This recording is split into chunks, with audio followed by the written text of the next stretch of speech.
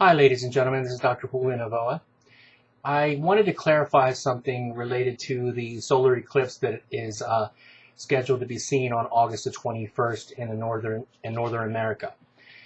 Number one, there's absolutely, positively no basis to suggest that there's any harm that's going to occur if a pregnant woman, and for that matter, the majority of people that look at the solar eclipse are going to be in any way harmed.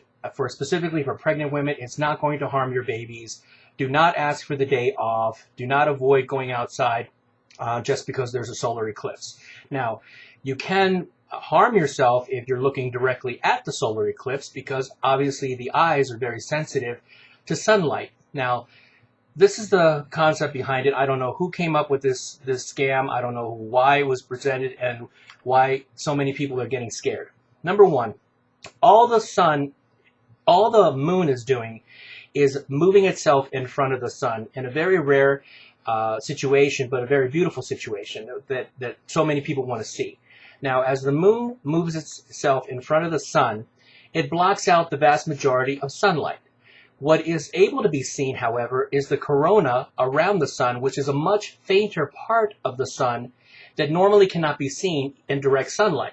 So the corona is always there. It's just that if you're looking at the sun, you really can't see it that well because the sun is so intense and its brightness that fainter area of the sun is not always able to be seen except through special equipment. Now, when the moon moves in front of the sun, it blocks out the vast majority of the sun, and therefore it allows you to see that beautiful corona that is able to be seen because the moon is physically blocking out the majority of sunlight. But again, the corona is always there. When you walk outside, it's always there. So any pregnant woman that has ever walked outside in direct sunlight has been exposed to a lot more sunlight, a lot more risk of ultraviolet radiation, and of course has been exposed to the corona a lot longer than what's ever going to happen if you're able to be present or able to see the solar eclipse. So again, let me make it clear.